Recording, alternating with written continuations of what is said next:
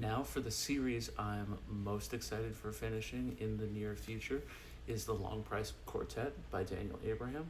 This one I'm holding is An Autumn War by Daniel Abraham. This is the third book in the 4-book series. This is a very different fantasy series than I've ever read. One, they're quite short, like this is not big font by any means. This is by far the longest one I've read so far, which is like under 500 pages. The other ones were even shorter. But what the story is it's East Asian inspired, so there's more Asian names. They're focused specifically in areas where they're affected. Fuck, shit, bitch.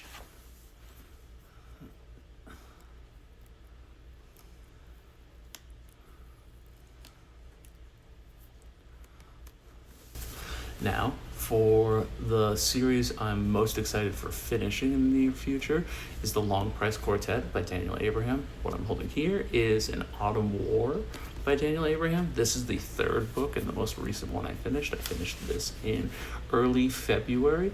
This by far was my favorite one of the first three. I still think it's 3 and 1 are actually really close. There are things about 1 that I enjoyed more, but what this story follows is 2 characters who in the first book are 17. By the end of this book, they're probably close in their 40s. And what's going on with them is they were in a school together where sort of last sons within a family get put to try and learn the magic, where they call like poets, who can kind of bind poetry and words together to kind of create a sort of humanoid creature that can complete one very specific task if they bind these things together correctly. So in the first book, that creature that we learn about, his name is Seedless.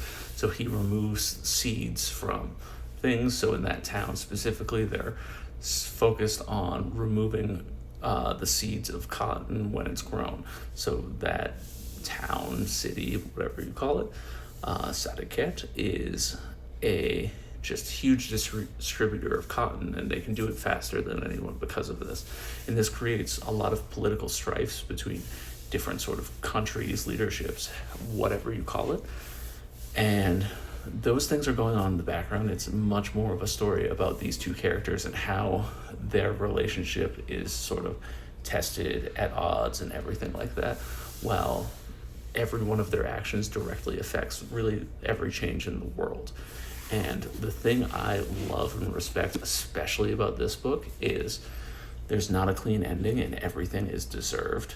Even if you're rooting for this character, you defend some of their actions, most of their actions. They're not making horrible decisions by any means, but what they are doing is earning where they end up in the cruelest way or the best way. They really get to what they deserve, and the author does not pull any punches. So there's a lot of trigger warnings in these books, but I don't think I've ever read something so well-built world in such like a condensed series. It's unbelievable.